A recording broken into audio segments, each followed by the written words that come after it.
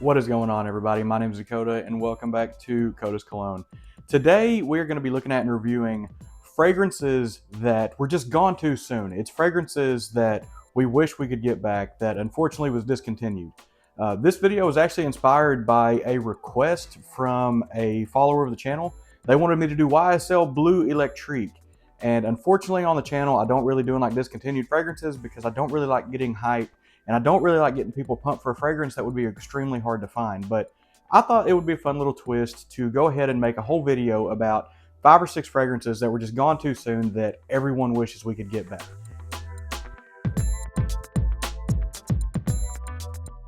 Alrighty, so on this list, we are going to start with the one that was wanted the most, and that's going to be YSL's Blue Electrique.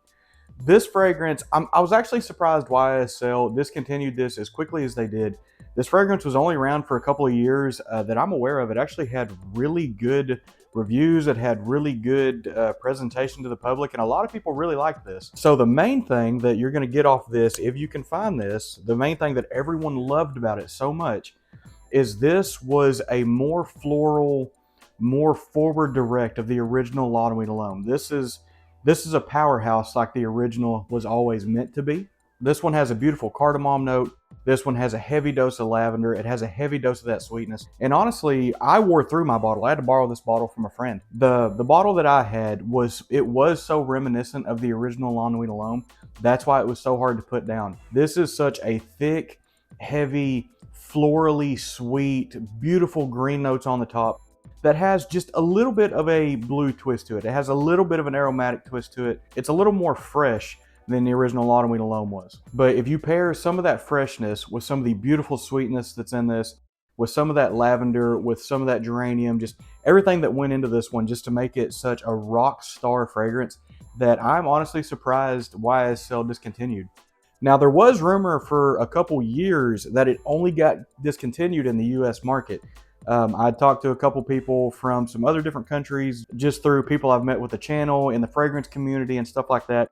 And that was kind of true. It is now discontinued all the way across the board, but it was discontinued in the US market, I think a year or 2 years before they finally pulled the plug on it altogether. But yeah, everything about this fragrance just screams high quality, fresh, long lasting. This has some of the most beautiful notes in it. And this is one that I really wish they would bring back. This one is a rare find, but if you do find it, if you love this fragrance, snatch it up because the performance is good enough on this. You don't have to wear a whole lot of it to get the most bang for your buck out of it. But yeah, that's going to be the first one up on the list. This absolutely beautiful fragrance, and that is going to be YSL's Blue Electrique. All right, so second up on the list is going to be Thierry Muglier's Amen Pure Havane. This was arguably one of my favorite fragrances when I first got my hand on it. This is everything you could dream of. To me, what this actually reminds me of in today's world is if you took some Parfum de Marly, if you took Wajon and Harrod and smashed them on top of each other, you would get this because it does smell eerily similar to this. This has a beautiful, sweet cherry tobacco mixed in with honey, and everything about this fragrance screams high quality, screams everything about being a dark, rich, deep, hard-hitting fragrance that until it was discontinued, it was one of my absolute favorites. But probably the thing that I loved the most about this was it had such a fruity, sweet tobacco on the top of it that just had such a good cherry vibe. And I don't know that cherry is an official note in this, but to me, that's what I always picked off of it. I always picked up like a red berry, good tobacco. It's very warm. It's got honey in it. It can have a little bit of a bitter backbone, but the way it was blended up, that's almost what pulls this together to make it smell even better. Because this was one of those fragrances that lasted all day, it lasted all night. And in the dry down, it actually had a beautiful cacao note. And what that did is gave it a little bit of some of that bitterness that I was talking about with some of that honey. It dried down into probably one of the smoothest, almost bitter smelling somethings that just smelled absolutely amazing. I know that probably won't make sense. It's hard to describe unless you was able to put your nose on this.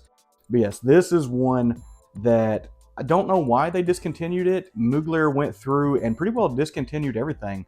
And if you love this fragrance, another one that you could probably still find, it's going to be hard to find, Pure Malt. That is another one that is just sweet, boozy, just gourmand, melt in your mouth kind of fragrance that is just top tier. This one, I must have to say though, is better. This has one of the most beautiful, rich tobacco notes in the dry down that just pulls through and gets so warm, it gets so inviting that it's hard to put down. This is one of the fragrances that at this point in day, I put one, maybe two sprays on, and I just sit and reminisce with this. This one is extremely hard to find. I haven't seen a bottle of this in quite a while.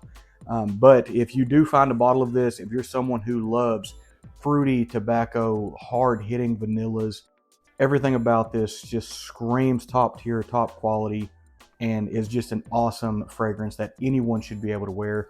If you find yourself in the presence of this and it's for sale, definitely buy it. I don't really know of a dupe of this one. There is a few dupes of some other ones that we're going to go over here in a minute, but just this one in particular, I'm not 100% sure there's a dupe of.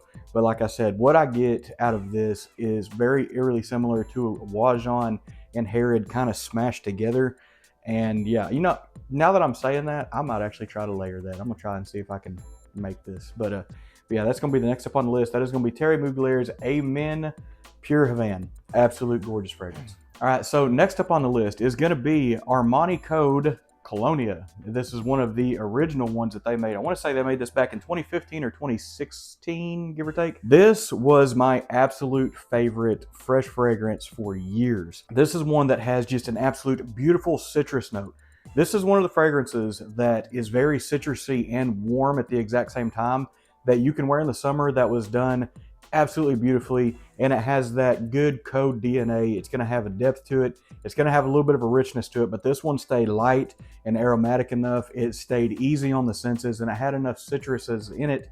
So like I said, you could wear this all year around. This fragrance is very soft on the nose. This was one that was an everyday reach for me for a long time. Before the fragrance collection got way carried out of hand, this was for me an everyday go-to fragrance that was just an easy reach. One of the things that I love the most that I used to get off this is off that opening, it would have such a woody floral that worked well in heat. And this thing also had great performance in the heat, or at least on my skin. This was one that for a freshie that I used to actually prefer to wear in the fall, because I liked how whenever it started to get cold, some of the wood notes would get stronger in this. When you wore it in the heat, some of the citrus notes would get stronger in this. Some of the florals would get stronger in this. So this was probably at the time one of my most adaptive fragrances that I had in my collection. And lucky for me, I was able to get a scoop up a full bottle of this. I think it was Fragrance Buy. They got a pallet of these in out of nowhere, and an old notification an old out of stock notification that I'd probably done years ago popped up, and this was on there. So I was able to scoop up a full bottle. So this is what's left of my original bottle. I say original bottle, I think this was my second bottle. One's empty, obviously this one's essentially empty, but yeah, I still have a full bottle back with this. And this is another one that I just love to wear when I get out of the shower. I'll get out of the shower, I'll be chilling around the house, I'll put on a couple sprays of this. Some of the freshness you get out of this, some of the citruses you get out of this. And this has, when it's cold outside, with some of the wood notes you can get out of this, it has a really nice vanilla kind of sweet note that doesn't really appear when it's warm outside, but when it's cold, you can pick it up on your skin. Now, some people, the fall down to this fragrance is some people did say this fragrance was a little bit synthetic. Some people did have a little bit of a cloying vibe off of this, and I completely get that, because some of the code DNA is a little bit cloying. Some of those DNAs, just for some reason, can give people headaches. Oddly enough, I think that's something that can happen with this, but I never had that happen. And on top of that, this was one of my wife's absolute favorite fragrances at the time. She still loves this fragrance, and every time I put it on, she's always just, it's that one. So, but yeah, every now and then on the fragrance groups, you can still find a bottle of this. It's not so discontinued that it's not able to be found whatsoever. It has been discontinued for a few years, but every now and then you'll get lucky and find a bottle. But again, yeah, that is going to be Armani Code Colonia. Alrighty, so next up on the list, we are going to be staying in that Armani wheelhouse, and that is going to be Aqua de Jo Absolu. So this fragrance, as of right now, is still somewhat easily found. It's slowly getting a little expensive. I was able to find a few bottles, and I was able to scoop them up, because this fragrance, out of everything in my collection, is one of my wife's favorites. If we went through, out of everything here, I've double checked with her time and time again, this is still a top 5, top 3 fragrance for her. So as soon as I caught wind that this one was going to be discontinued, I immediately went out and bought the biggest bottle I could. BNIB, it is still sealed, and I've still got a little bit here. But yeah, what you got out of this fragrance was you got an awesome wood note that also stayed a little bit salty, a little bit mariney.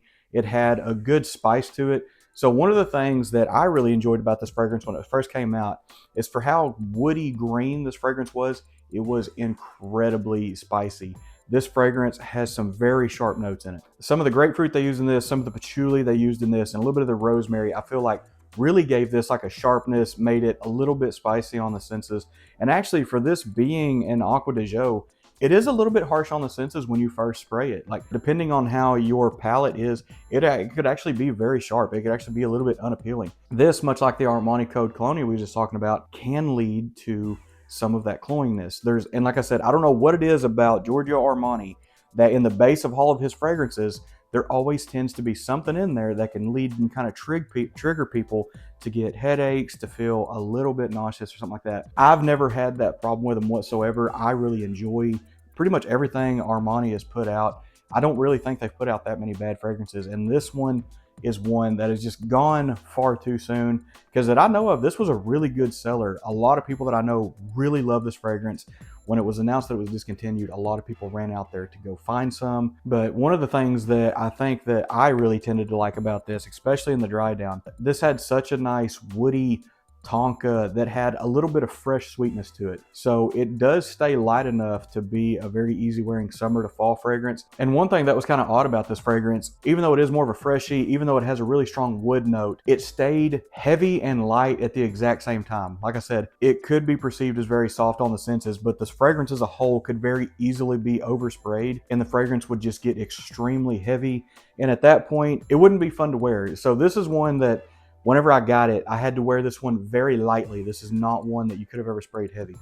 But on the plus side though, like I said, this is not so far discontinued that if you wanted, you could still fairly easily find a bottle of this. And if you love that Acqua di Gio DNA, if you wanted a little more of like a wood fresh, little more spicy, a little bit heavier than the original Acqua di Gio DNA, this is definitely one you should try to go out and find. And again, that is going to be Acqua di Gio Absolute. Alrighty, so the last fragrance to round out this list, and you can never make a list without this fragrance, and then it's going to be 1 Million Privé. This fragrance, when it came out, was an absolute stunner, and to this day, it is still arguably, I would say, one of the most sought after discontinued fragrances that when you see it, it always gets swallowed up incredibly quickly. This fragrance had one of the most realistic cinnamon, spicy tobacco notes out there, and I think that's why I loved it so much. This thing is very sweet, it's very warm, it has such a rich depth tobacco note to it that it will just blow your socks off. On top of that, this thing was an absolute cold weather monster. On the opening of this, it came out with hard-hitting citruses. It had a whole lot of that cinnamon, had a whole lot of those spices to it, and it was very harsh, it was very loud on the opening, but that's almost why I loved it so much. A lot of that harshness from a lot of that cinnamon, a lot of that citrusness died down in just a couple minutes, and then this fragrance got very smooth very, very quickly. And as it started to smooth out, it got just a hair sweet. A lot of that tobacco started to pull in, a lot of those warm ambers started to come in. And then this has a little bit of like a fruity undertone to it. It's more of like a background note, I would say. But the main thing that you're going to get out of this is just going to be a beautifully sweet, spicy tobacco note that is just such a premium blend that is just so smooth. This thing is like silk on your skin. This was definitely one of their more standoffish and definitely one of their more stand-outish fragrances. This is one that a lot of people wish they would bring back. Every fragrance we've went over today is fragrances that a lot of people, especially in the fragrance community, wishes that would come back. But when you wear this fragrance just screams top quality. It was a very top tier fragrance whenever I got my hands on it originally, because I don't think I found this one until almost it was discontinued. I don't think I found this until 2016, 2017. And there was a rumors of it being discontinued at the time, and I bought 2 bottles back to back. I've worn the first bottle all the way out. This is still my second bottle. This is basically still a full bottle. This is not one I wear unless it's a special occasion or I'll put on a spray or 2 around the house. This is a fragrance that when you put it on, that is just sheer relaxing. This was my original around the house, just wanting to relax fragrance. And that's what it's definitely become now, because like I said, the only time I'm gonna be wearing this one now is pretty much if I just really, really wanna smell it. Now, this one does have a clone out there, I know for a fact. It's a Milano Privé, and allegedly it is dangerously close. I have not tried that one. If that's a video y'all would like to see, I would happily buy it and do a comparison. But I really want to get that one anyway because I really want to compare it to this, because this is a fragrance that kind of gets pushed to the back. I kind of forget I have it sometimes, but every time I look at it, I'm just like, yeah, I want to wear it. But I don't want to wear my juice out. I want this fragrance to last as long as I can. But I'm gonna go ahead and set that one down before I drop and break it. That is gonna get us wrapped up. Hopefully y'all enjoyed this video. Hopefully I was able to do a decent enough quick review of the YSL Blue Electrique. Like I said, I normally don't do just sole videos of discontinued fragrances because I don't want to get people's hopes up. But if it's something like this to where it's fragrances that everybody wants back, I feel like that one is a little more justifiable. So, but that is going to get us wrapped up. As always, thank you everyone for watching. Thank you everyone for subscribing, for sticking around, staying tuned, listen to me yap about how stuff smells. I truly appreciate it. We are dangerously close to 700 subscribers. I'm so happy. This is the quickest the channel has ever grown. We're going to be doing another giveaway at 700. To get in on the giveaway, it's going to be pretty simple. You've got to be subscribed to the channel at that time. I will post a video, and that video you have to be subscribed to the channel and comment on that video, and that's all we got to do. But more details on that one as the 700 gets here.